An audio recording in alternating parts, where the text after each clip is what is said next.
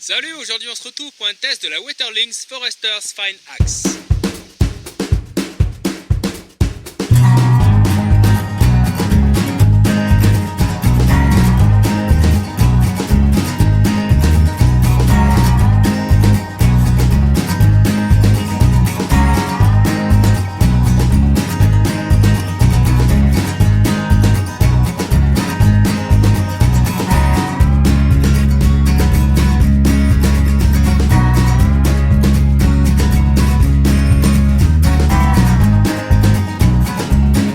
On a ici affaire à une hache qui fait 60 cm au total. Sa tête fait 15 cm pour 8 cm et demi de tranchant. En ce qui concerne son poids, c'est une des caractéristiques assez surprenantes de cette hache qui fait 60 cm de long, puisqu'elle ne pèse qu'1 kg, 1 kg 22 exactement sur la balance. Avec son masque en cuir, elle pèse 1 kg 77 g. Comme toutes les autres haches et hachettes de chez Wetterlings qu'on a déjà vu ensemble, cette hache est fabriquée en Suède dans un procédé semi-industriel, c'est-à-dire qu'en fait il va y avoir de gros marteaux qui tournent et qui tapent sur des guides, et c'est l'homme qui va prendre la pièce d'acier et qui va la placer sous ces guides pour venir façonner sa forme qui peut être également fignolée au marteau directement par la main de l'homme sur l'enclume. Donc c'est un procédé semi-industriel ou semi-artisanal comme on veut. Sur le fer, on va retrouver le tampon caractéristique de chez Wetterlings, avec la provenance, donc Suède, mais également les traces de forge. Donc l'ensemble de la tête est laissé en brut de forge, avec de jolies traces de martelage, à l'exception de l'émouture ici, et du tranchant, et du marteau qui sur ce modèle est poli. Concernant les matériaux utilisés, pour le manche on est sur de l'icori, et ici un beau veinage avec la marque inscrite dessus. Donc un manche de 60 cm de long. Fait assez rare sur les haches de cette taille, on retrouve simplement un coin en bois et il n'y a pas de contrecoin métallique pour maintenir la tête.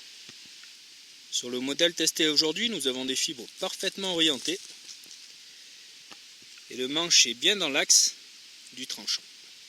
Nous allons retrouver le bon alignement des fibres au niveau de l'œil, avec des fibres qui sont bien parallèles au fer. Outre la taille de son manche et son poids qui n'est pas du tout élevé en rapport à son gabarit général, cette hache va se différencier du reste de la gamme par quelques autres détails. Le premier étant au niveau de sa tête qui a une forme de hache de charpentier, donc c'est fait pour venir prendre le fer vraiment très proche et être placé confortablement. On va également retrouver un tranchant qui est un peu inhabituel. Donc c'est un tranchant convexe, mais qui semblerait plus être à la première vue comme une émouture scandinave. C'est-à-dire qu'on va avoir quand même un angle assez marqué ici, sur cette zone, ce qui n'est pas le cas sur les autres Wetterlings, où le tranchant ou l'émouture va beaucoup plus haut. Donc on a quand même un angle beaucoup plus prononcé, ce qui va permettre une très bonne pénétration dans le bois, et permettre de bien écarter les fibres comme on le verra un peu plus tard.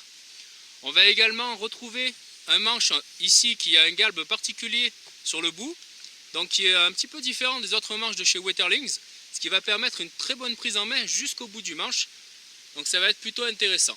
On va comparer cette hache sur deux autres modèles, la Lestrud qui est un peu dans le même esprit avec une tête de charpentier, et la Swedish Forest Axe qui est un petit peu dans le même esprit au niveau de la taille puisqu'elle ne fait que 5 cm de plus. Voilà, on se retrouve ici avec trois modèles. Donc la Lestrud tout en bas, la Foresters au milieu et la Swedish tout en haut. Donc ce qui est vraiment surprenant à la première prise en main de la Forester, c'est qu'elle n'a que peu de centimètres de moins que la Swedish et pourtant on est à 500 g d'écart au niveau du poids. Donc ça va être très intéressant au niveau des frappes lorsqu'on va venir vraiment travailler avec la hache pour découper de grosses sections, puisqu'on va avoir quand même une excellente inertie due à l'ensemble du manche et pourtant un encombrement au niveau de la taille et surtout du poids qui va être moindre par rapport à la Swedish. Au niveau des tailles, on est vraiment au milieu avec 55 cm sur celle-ci, 60 ici et 65 sur le plus gros modèle. Dès le premier coup d'œil, on peut voir que la tête se différencie un petit peu des modèles plus classiques comme on peut le voir en haut sur la Swedish, avec cette forme un petit peu particulière, un peu dans le même esprit que la Lestrud. Donc la Lestrud est un peu plus spéciale puisqu'elle a été vraiment pensée pour être extrêmement polyvalente avec une prise en main près de la tête très agréable avec un manche très rond. Ce qui n'est pas le cas ici, on est sur un galbe de manche un petit peu plus traditionnel. Mais en tout cas, au vu de tout ça, on peut s'attendre à une hache vraiment très polyvalente. Enfin, on peut voir ici ce dont je vous parlais concernant l'émouture de la hache. Donc ici on a vraiment une émouture convexe qui va vraiment très haut, qui part très loin et qui s'affine gentiment. Ici on est un peu plus type émouture scandinave, dans le sens où on va retrouver quand même une forme de triangle sur le sommet de la hache, comme on l'aurait sur un couteau en émouture scandinave. Le fil reste convexe, l'ensemble est convexe, mais avec un angle très prononcé au niveau de cette arête. Voilà, on peut mieux se rendre compte ici avec la Swedish sur la droite et la Foresters à gauche.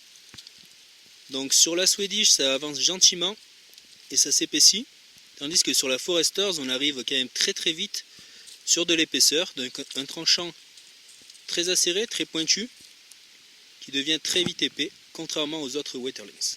Voilà pour les caractéristiques techniques, on va voir un petit peu ce que peut donner la hache sur quelques tests de coupe. Voilà, on va se servir de cet exemple. Donc ici on a un gros tronc sur le sol dont on va vouloir se servir pour démarrer un feu par exemple, pour faire un one stick fire, pour venir chercher le sec à l'intérieur, ou encore pour venir faire une chandelle suédoise. Donc il va falloir débiter une section qu'on refendra ensuite en 4. Donc je vais venir débiter un petit morceau avec la Forester.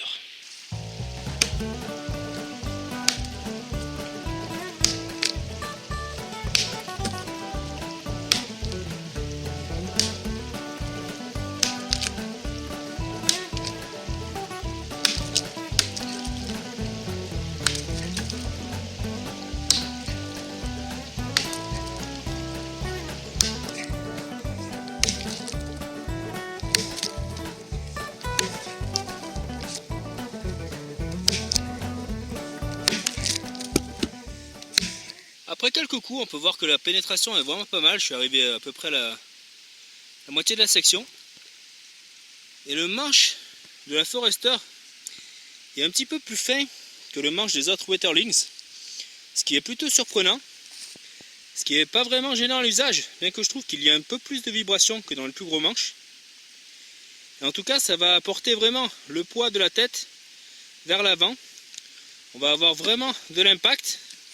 Un petit peu moins que sur une Swedish qui est beaucoup plus lourde et plus longue, mais quand même un impact vraiment très conséquent par rapport à son gabarit, étant donné que le manche est assez fin, donc assez léger, ce qui porte vraiment beaucoup de poids vers l'avant.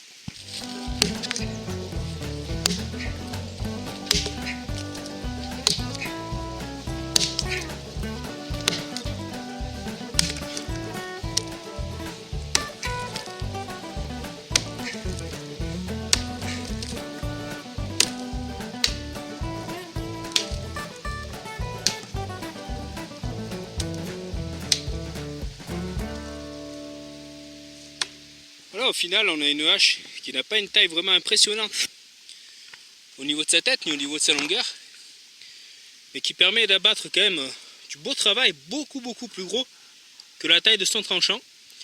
Donc bien évidemment ça va prendre un certain moment, mais ça reste quand même pas très long compte tenu de la taille de la hache. On pourrait penser que ce soit beaucoup plus long ou beaucoup plus difficile. Au niveau de son tranchant, on a vraiment une excellente pénétration sur le travail de coupe et de frappe. Le tranchant va directement s'inscrire dans le bois. Donc on peut dire que la hache colle au bois, pour ceux qui connaissent. Donc on la lâche à peine dessus, elle reste coincée dedans. Ce qui est plutôt agréable pour venir la planter, mais surtout pour avoir des belles coupes franches, comme on peut le voir ici. Son manche est un peu glissant, il méritera d'être un petit peu huilé. Mais en tout cas, on a vraiment le rebond au bout de manche qui est agréable au niveau de la main. On sent que la hache ne va pas partir, du coup on est bien agréablement placé et en sécurité. Tout en bout de manche, on va être très efficace puisqu'on va donner un peu plus d'inertie à l'ensemble. Ce qui va être vraiment intéressant, parce que généralement on va être un petit peu coincé dans les derniers centimètres sur les haches de ce type, avec un gros rebond sur le dessous, et le dessus du manche en fait qui va être quand même assez droit, Du coup, on va souvent rester coincé ici, on va perdre 5 bons centimètres sur la longueur totale de la hache. Ici, ça ne va pas être le cas, on va pouvoir vraiment prendre la hache jusqu'au dernier centimètre tout en étant confortable. Voilà, on se retrouve avec un morceau débité qui est quand même d'un bon gabarit, qui fait à peu près une cinquantaine de centimètres au vu de la taille de la hache devant. Et au niveau du diamètre, on est dans les 25-30 cm, donc c'est quand même une belle pièce. On peut voir qu'il y a quelques nœuds sur le côté ici, avec des branches qui partent. Donc on va essayer de voir ce que vaut la hache pour refendre cette section.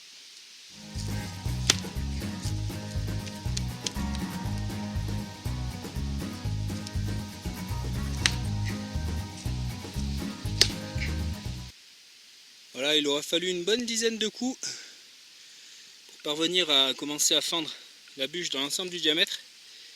Comme on peut le voir, c'est quand même une belle pièce. Donc je vais continuer le travail, voir si je peux passer à travers, ensuite on essaiera sur du plus fin. Après avoir fait mon entaille sur tout le diamètre de la bûche, je suis venu en quelques coups seulement passer à travers de cette section d'un beau diamètre. La difficulté principale, non pas le diamètre, c'est surtout la hauteur de la bûche sur laquelle j'ai travaillé. Si la bûche aurait été plus courte, diminuée de moitié, les fibres se seraient écartées beaucoup plus facilement dès le départ. En tout cas, même sur une très haute bûche comme ça, on va pouvoir bien écarter les fibres du bois grâce à la bonne épaisseur du fer de cette hache. On va essayer de refendre ces morceaux, voir un petit peu ce que ça donne. Voilà, on peut voir que sur un coup, le bois s'est écarté jusqu'à sa base.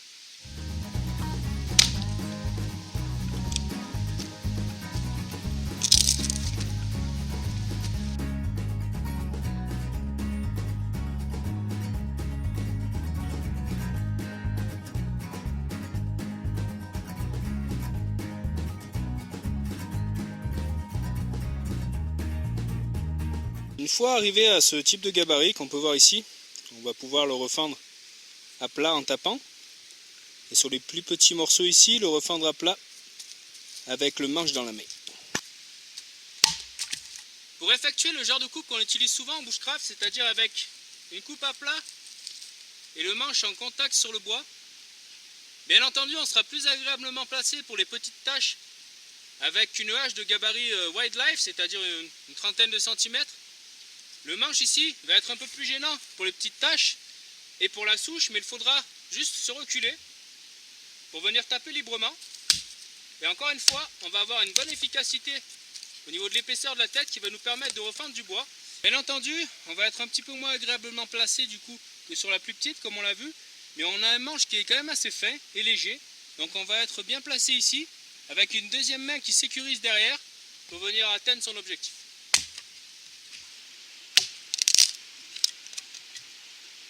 Grâce à son tranchant qui est quand même fin et qui écarte rapidement le bois, on va même pouvoir travailler sur des sections qui sont quand même assez fines.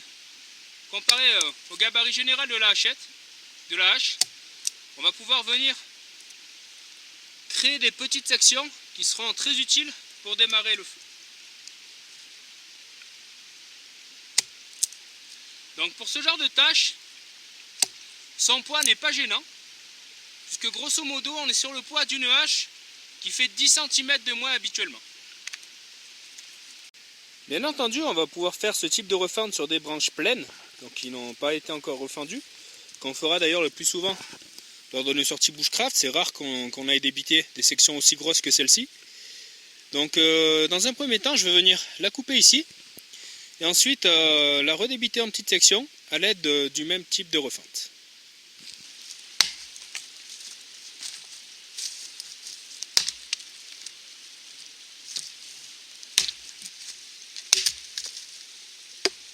Voilà, on se retrouve donc avec la section à venir refendre. Donc sur ce genre de gabarit, généralement, on ne va pas s'attaquer par une coupe au-dessus, mais plutôt une refente à plat de ce type.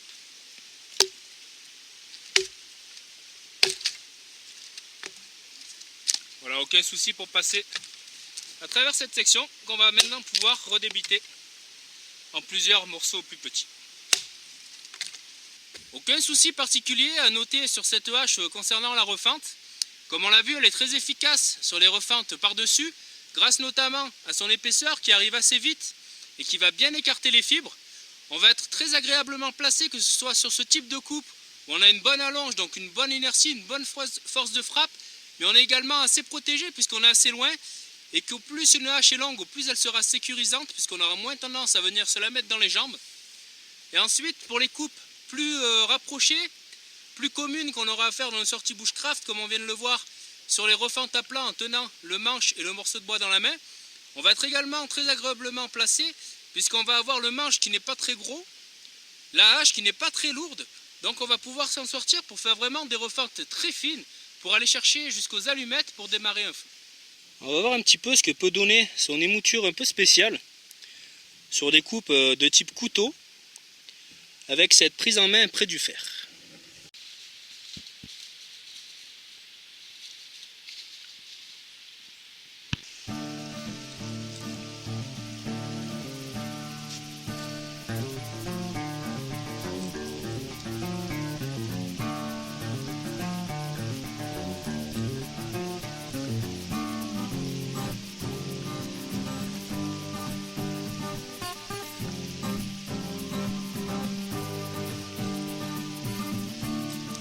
La prise en main est vraiment intéressante puisqu'on va être vraiment très proche du fer pour avoir un bon contrôle. Donc comme je vous en parlais tout à l'heure, le manche n'est pas arrondi ici comme il serait sur la Lestrade qui est vraiment rond. Il est plus de type en V ici pour laisser passer les bûches, mais ça ne fait pas mal aux doigts. Ici ça n'est pas vraiment saillant, ça ne pique pas. Du coup ça ne va pas gêner pour ce type de prise. Et on peut voir qu'avec un outil qui est quand même assez gros, on peut réaliser des phaser sticks quand même assez intéressants, qui s'enflammeront difficilement au fire steel, mais qui prendront très facilement avec une allumette par exemple. Donc on peut réussir à travailler encore sur du plus fin, mais grosso modo c'est à ce type de travail qu'on va s'attendre avec cette hache. Donc le tranchant est vraiment très intéressant pour ça également.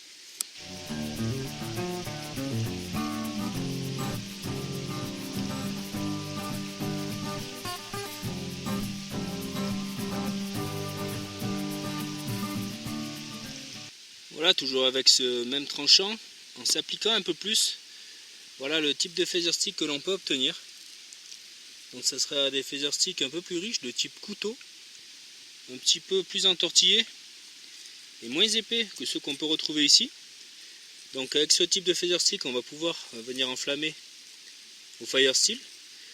Donc en s'appliquant, c'est tout à fait possible de venir créer des phaser sticks très fins et très entortillés comme avec un couteau. Même si quand même avec ce gabarit, le poids à gérer, etc., on aura quand même plus tendance facilement à réaliser ce genre de phaser stick plus pauvre que des entortillés plus riches de ce type. Autre possibilité pour venir travailler sur des phaser sticks ou éventuellement décoller de la matière pour venir faire des pointes, on va pouvoir poser la hache sur ses jambes, ou peut-être au niveau de son genou devant, pour venir travailler ici avec une grande précision, pour venir créer de fins copeaux.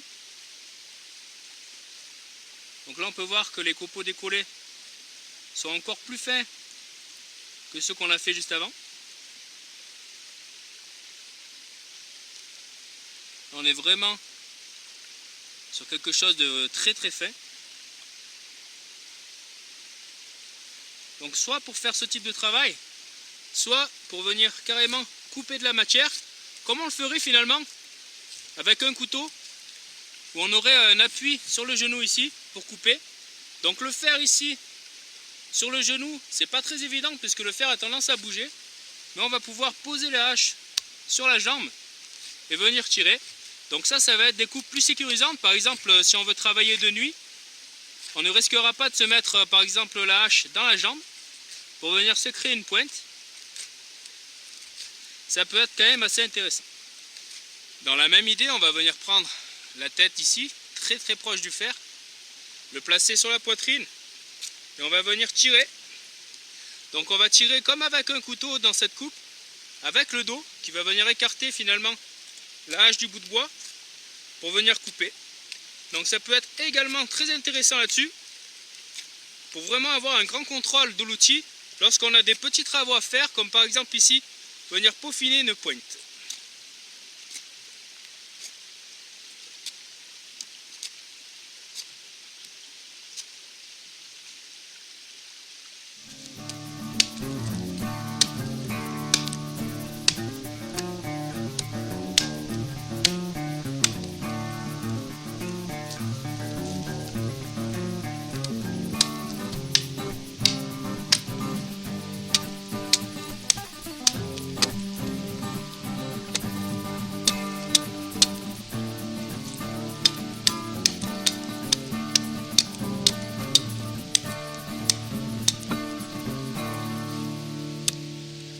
Pour ce genre de coupe, pour faire des gros pieux par exemple, ça va être vraiment plus intéressant d'avoir la hache avec ce type de prise. Pour ce type de coupe, où on va venir par exemple créer une pointe pour faire un pieu, il va être évidemment beaucoup plus facile de venir se servir du tranchant en tapant, dans sa fonction première de hache. Donc à ce niveau-là, on va avoir plusieurs prises. La prise très proche de la tête, dont on se servira plutôt pour les toutes petites tâches. La prise tout au bout du manche, dont on se servira pour venir couper ou refendre comme on l'a vu tout à l'heure. Et sur ce genre de prise, on va plutôt être au niveau de l'écriture pour venir travailler avec un grand contrôle. Donc aucun problème au niveau de l'équilibre de la hache. On est vraiment très bien placé. On ressent vraiment que le poids tombe bien vers l'avant et que le poids du manche ne gêne pas. Par contre, on va avoir ce manche un petit peu profilé en V qui je ne gênais pas sur les petites coupes sans appui. Ça va être un petit peu plus gênant au niveau des chocs. Lorsqu'on va taper, l'arrondi ici, qui est quand même assez fin, a tendance un petit peu à graisser les doigts. Rien de catastrophique, bien entendu. Mais ça aurait mérité peut-être un petit peu plus d'arrondi dans cette zone. Que ce soit un petit peu plus en V ici, pour venir refendre. Que ça n'abîme pas le manche. Mais un petit peu plus rond ici, ça aurait été un petit peu plus agréable pour ce type de coupe.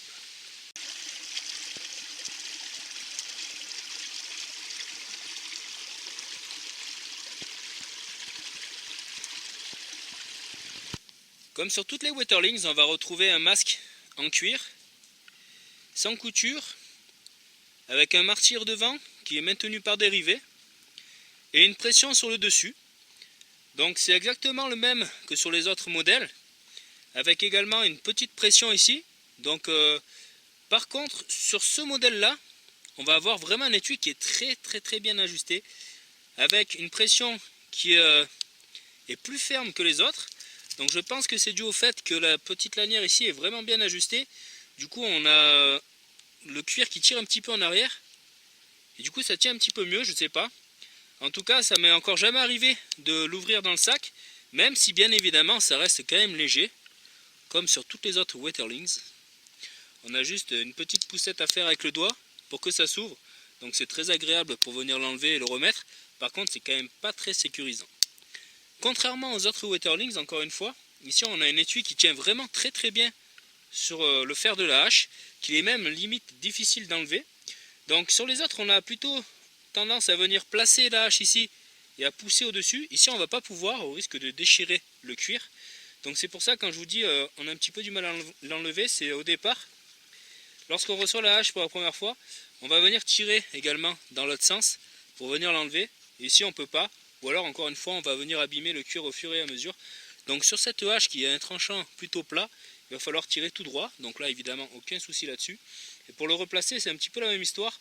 On va essayer de venir le placer tout droit, sans trop avoir de mouvement qui va venir déchirer le cuir ici. Donc on va venir simplement pousser pour venir le replacer à l'intérieur. Donc c'est un peu plus difficile à mettre et à enlever que sur les autres, mais ça tient beaucoup mieux. Voilà ici ce que ça peut donner. On va devoir placer le tranchant pratiquement dans sa position finale et venir pousser dessus pour que ça tienne. Pour tirer la même chose. Donc on va avoir tendance au départ à venir attraper le bas de l'étui ici. Mais au fur et à mesure on s'y fait. Donc c'est quand même bien agréable d'avoir un masque qui ne risque pas de tomber tout seul lorsque la pression s'ouvre. Donc même si la pression est un petit peu légère sur toutes les Waterlings, sur ce modèle-ci c'est un tout petit peu plus sécurisé étant donné qu'elle tient un petit peu mieux et surtout que le masque ne tombera pas de lui-même sauf si on va avoir un mouvement ou si on vient tirer dessus. Voilà par exemple je viens ouvrir la pression, je donne des chocs sur la hache et l'étui ne tombe pas. Donc si toutefois ça venait à s'ouvrir dans le sac, il y a de fortes chances que l'étui reste quand même sur la hache. Voilà juste à titre de comparaison ce que ça peut donner sur la Swedish Forest Axe. Assez généralement également, on va avoir l'étui qui a pas mal de jeux en avant, en arrière, en haut ou en bas. Sur les étuis de Waterlings, ici il n'y a absolument aucun jeu en avant, en arrière, ni en haut ni en bas, puisque la lanière ici est vraiment très bien ajustée. Pour le reste, on a un étui qui est quand même bien fini, avec un cuir relativement épais. Donc l'ensemble de l'étui est vraiment de bonne facture. Sur ce modèle, on a en plus une très bonne rétention.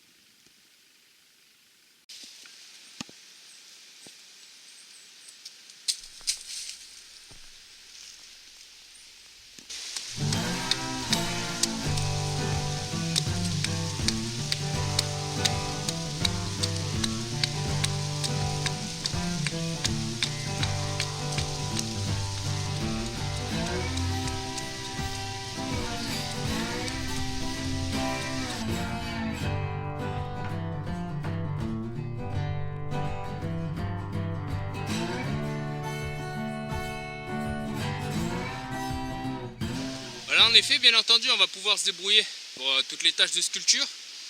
Après, si c'est quand même la tâche principale qu'on veut faire avec une hache ou une hachette, ce sera peut-être pas le plus confortable des manches. On va être très bien placé, très proche du fer, donc ça va être très intéressant pour les petites coupes où on va pousser ou faire les phaser sticks, etc. comme on l'a vu tout à l'heure. Le tranchant est vraiment excellent et redoutable pour entrer dans la matière. Par contre, on en revient sur ce manche ici, qui est un petit peu trop profilé en V pour être confortable dans la main lors des chocs. Donc c'est pas tellement gênant quand on le prend à la main et qu'on vient pousser.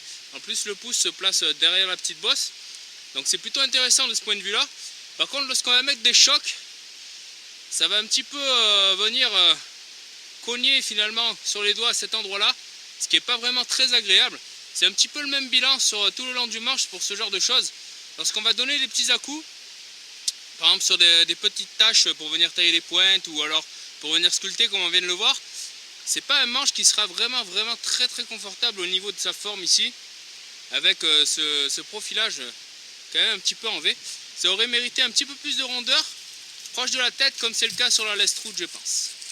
Au niveau du profilage en V du manche, on va l'avoir sur pratiquement toute la longueur de la hache. Sur les derniers centimètres, sur la vingtaine de centimètres qui sont vers la fin du manche, ça va être un peu plus rond, pas complètement rond évidemment, un manche ovale pour ne pas que ça tombe dans la main, mais qui ne va pas gêner à cet endroit-là au niveau des chocs. Donc on ressent un petit peu de vibration de par son manche assez fin comparé à d'autres Wetterlings, mais en tout cas on n'a pas cette gêne occasionnée au niveau des doigts qu'on aurait à cause de la finesse du haut du manche.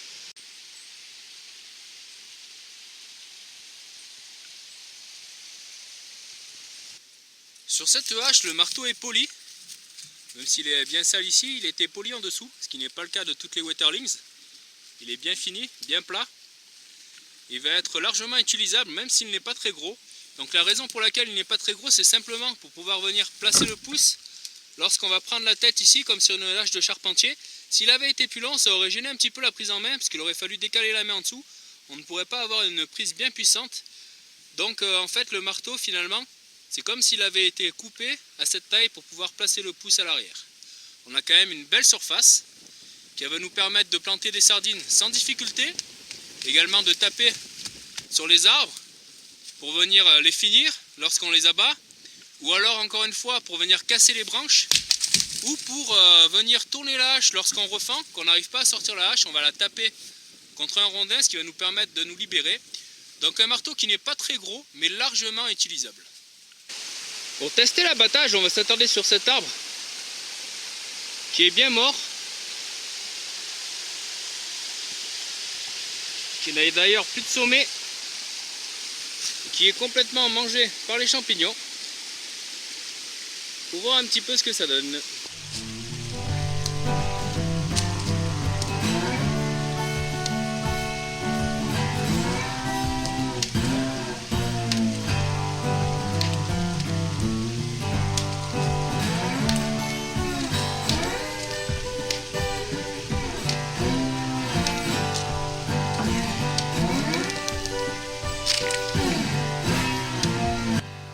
On va également pouvoir essayer sur cet arbre d'un diamètre assez gros qui est bien mort.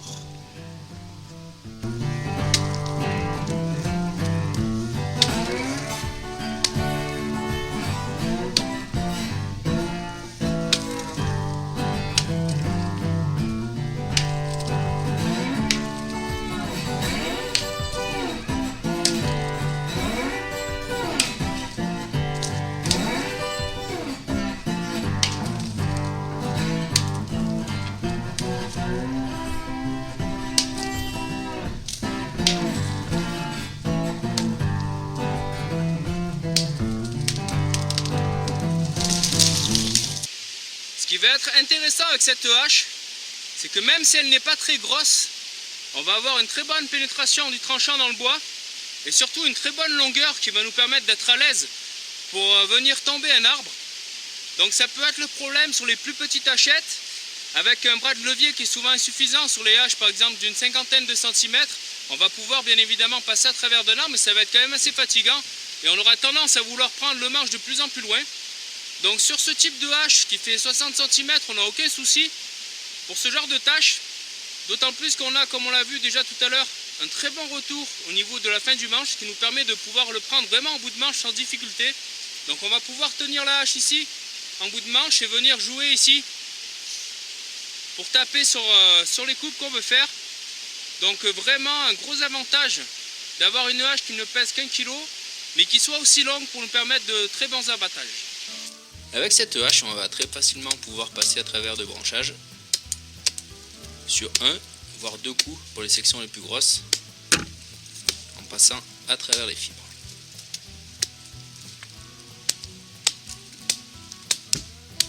Là, ça nous évitera du travail au couteau ou d'avoir à sortir la scie.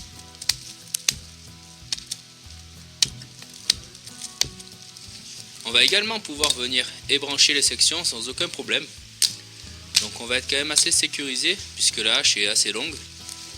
Donc on a peu de risque de venir se prendre la hache au niveau des tibias, d'autant plus lorsqu'on vient se placer de l'autre côté du tronc.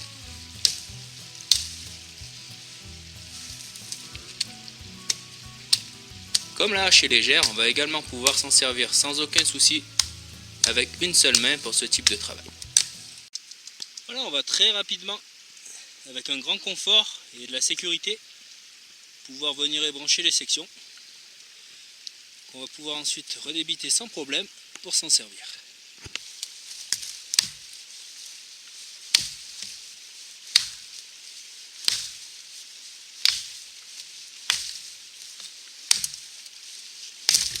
Une fois débité, si on veut peaufiner, on pourra servir de la hache à une main pour enlever les tout petits branchages.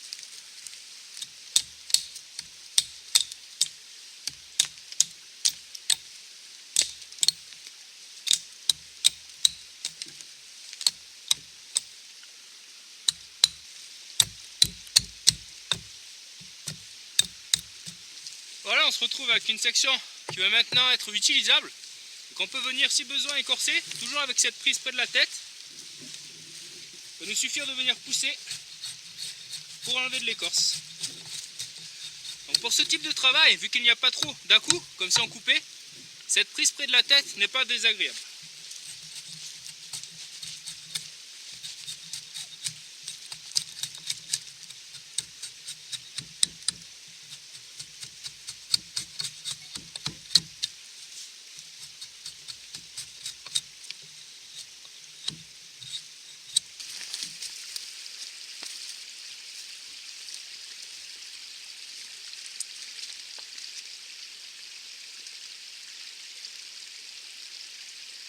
Après avoir passé plusieurs bivouacs, tous les tests réalisés en dehors de la vidéo et dans cette vidéo, le tranchant est vraiment très propre, donc il n'y a pas de dents. Il est toujours très tranchant sous le doigt. On peut voir qu'il y a de très légères accroches, mais vraiment très léger. Et pour l'ensemble du tranchant, c'est vraiment toujours en parfait état. Donc vraiment une bonne résistance au choc, comme on pourrait l'espérer d'une hache de Waterlings. Bien évidemment, pour le moment, rien n'a bougé. Au niveau de l'œil, de la tête, du fer, on ne sent absolument aucun jeu. Même si ici, il n'y a pas le petit coin métallique qui pourrait renforcer celui en bois. Pour le moment, il s'avère que la hache n'en a pas besoin. Le manche a quelques coups, mais rien de catastrophique. C'est juste venu un petit peu râper le bois. Il n'y a pas d'impact à ce niveau-là. C'est toujours comme neuf. Lorsque on vient fendre, la tête va suffisamment écarter avec la forme en V ici qui est un inconvénient pour les petites taches près du manche, mais qui va être un avantage pour ne pas user ici le coude de la hache. Au final, on va se retrouver avec une hache qui est vraiment très polyvalente, qui va présenter un énorme avantage. C'est de faire 60 cm pour seulement 1 kg de poids. Donc comme je vous l'ai dit tout à l'heure, c'est par exemple le poids de la Waterlings Bushcraft Axe qui fait 10 cm de moins. Et sur cette hache de 10 cm de moins, on a tendance à vouloir un petit peu plus de longueur pour les grosses sections ou pour l'abattage. Ici, ce n'est pas le cas. On va avoir une hache qui pèse le même poids, mais qui offre une beaucoup plus grande polyvalence au niveau de l'abattage sur les deux mains, avec un très bon rebond au bout ici qui va nous permettre de prendre jusqu'au dernier centimètre, ce qui n'est pas le cas sur les autres Wetterlings. Un manche un petit peu plus fin qui permet évidemment d'alléger un petit peu le poids général de la hache.